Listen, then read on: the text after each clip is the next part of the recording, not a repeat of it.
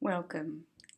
This is an introduction to academic and professional communication, which is a subject that will support you in all your university studies and especially those in the Diploma of Communication. But this particular resource is about understanding, applying, and demonstrating your critical thinking skills, because critical thinking is one of the key criteria that your assignments and your participation in the course will be assessed according to. And it's amazing what interesting things we can do if we think critically about a problem, an assignment, or a way of doing things. So let's start, first of all, trying to understand what critical thinking is, because it's quite complex, and I hope this resource helps you to understand its basic nature. So first of all, critical thinking is analytical thinking. It is not descriptive thinking. And although it's related to creative and reflective thinking, it's different. And another way to understand critical thinking is to recognize reasons for it being so highly valued. In the academic as well as the professional world today, which is beset by a number of global challenges such as poverty, overpopulation, environmental damage, and we could go on. So critical thinking is not description, and it's not sophistry. It's not about tricking your listeners with seemingly clever arguments, as we know many politicians might try to do, advertisers might try to do. And critical thinking is not egocentric thinking. Something is not true just because we want it to be true or because we've always believed it or thought it. Critical thinking is about becoming fair-minded, understanding other people's points of view, understanding the complexity of a problem, hypothesizing, interpreting, evaluating, and entering into dialogue with people who think differently and trying to come up with something new that can shed light on an old problem. So in this way, we have to recognize that critical thinking has three domains. The cognitive, which is about the mind and knowledge. The affective, your feelings do count, and so do your actions. In other words, critical thinking involves the mind, feelings, and action, and it's a higher order thinking skill that involves analysis, hypothesis, evaluation, interpretation, synthesis, and a way of approaching the world which is thoughtful, reflective, and fair. If we were to look at it in depth, we might look at Bloom's taxonomy about learning and action, but as I said, we're going to stick to the basics here.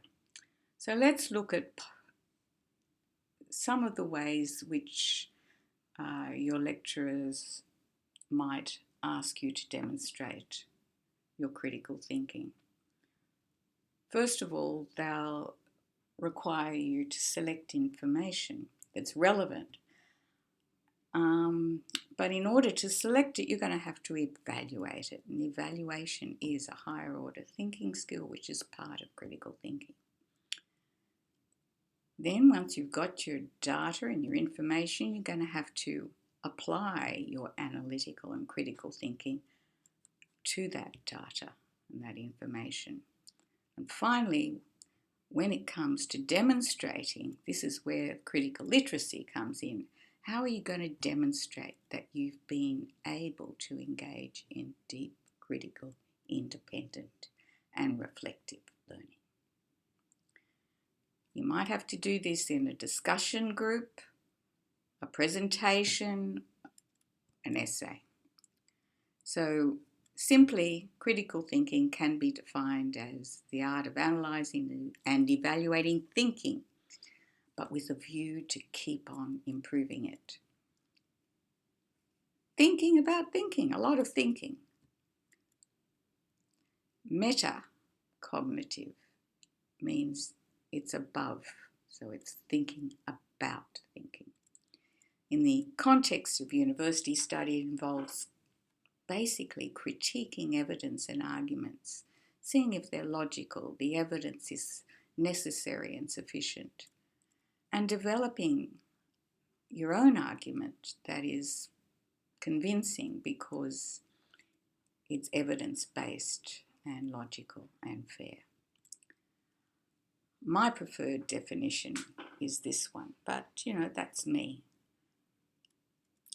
I would like you all to become reflective practitioners who think critically automatically and approach your life as well as your work in this way. So here you have what Elder and Paul regard as the stages of developing this skill. You can begin as being someone who is an unreflective thinker, totally unaware that there's anything illogical or biased in your thinking. But if you recognize that thinking is like any skill, it needs to be practiced, and if it's an important skill, practiced daily, then you can become an advanced thinker or a master thinker whose good habits of thought are becoming second nature. When we apply critical thinking, there are usually three parts: the standards, the elements, and the trays. It can be more complex, as in the diagram, the interactive diagram that you can find on the Foundation for Critical Thinking. In the circle, you've got the elements of thought, and right up at the top right-hand corner, you've got some of the standards that thinking. So if we go back here, a standard could be accuracy. An element could be an interpretation. So how accurate, based on the evidence, is your interpretation? And the tray might be the integrity of your approach. I do recommend you go to this site and have a play with this diagram. So let's look at maybe just 5 of these standards, because there are about a couple of dozen. And when you're finding information and evidence for your argument, think about its relevance, its accuracy, its reasonableness, logic, how fair it is, and the last one, how complete it is. What have you left out? What's missing? It's really hard, but sometimes that's the most important thing to do. Identify what's not there. And in your own arguments, that's not easy. Now let's look at a classic example of the prisoner's dilemma and how we might apply critical thinking to addressing this problem, or as it's known, a dilemma. Dave and Henry have committed a crime, and the police have evidence to put them in jail for 3 months. But the police also suspect they've committed a more serious crime, which can put them away for much longer. So they put Henry and Dave in separate rooms and ask them to confess to the other crime. What's the dilemma? Dave doesn't know if Henry will confess, and Henry doesn't know if Dave will confess.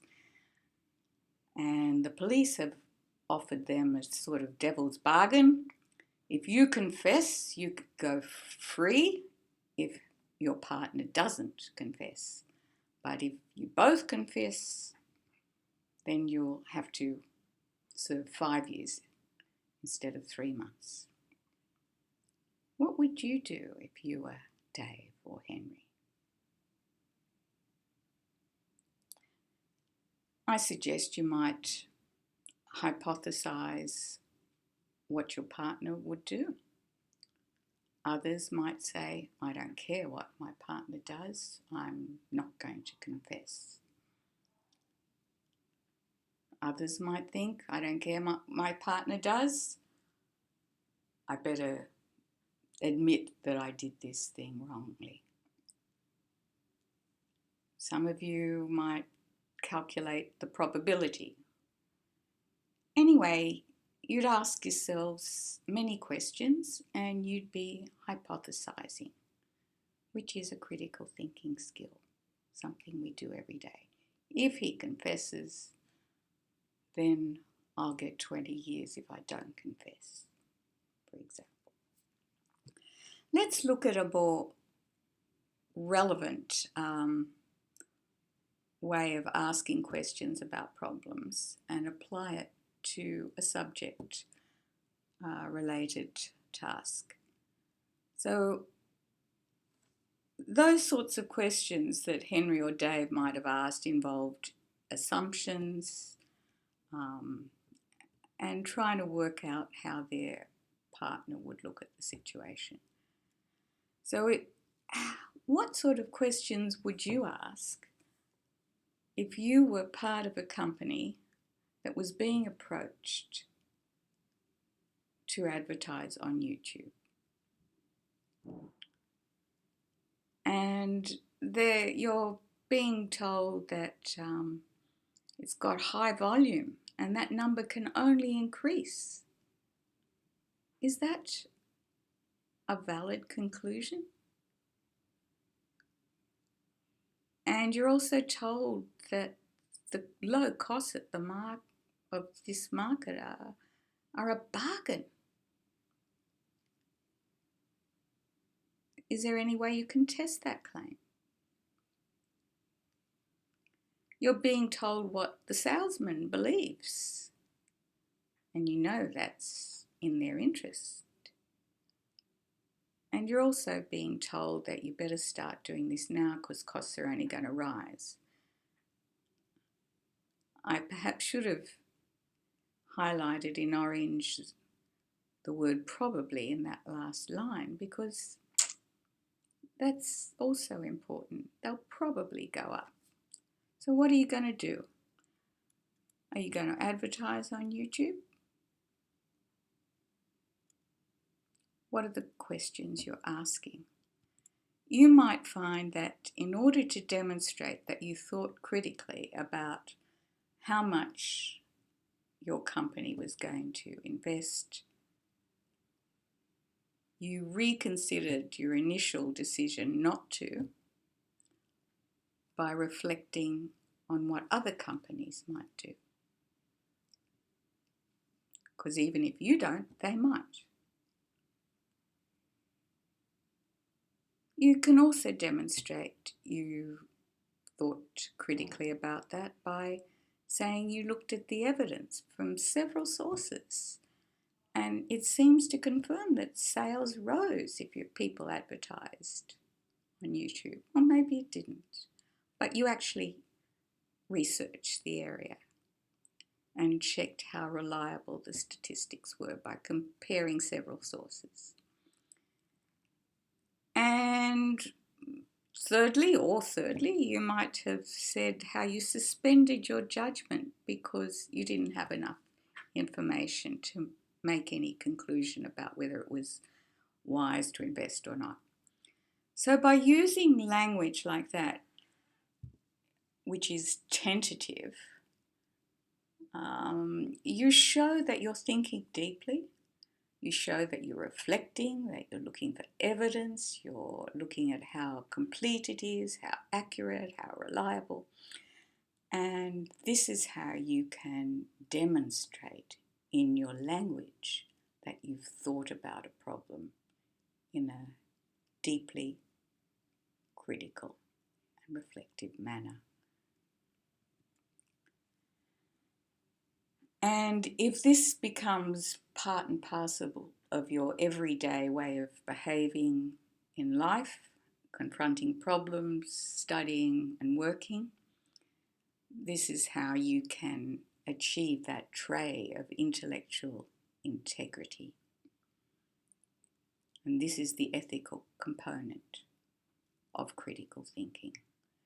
And the goal to become an ethical, reflective practitioner. Thank you. I hope this is just the beginning.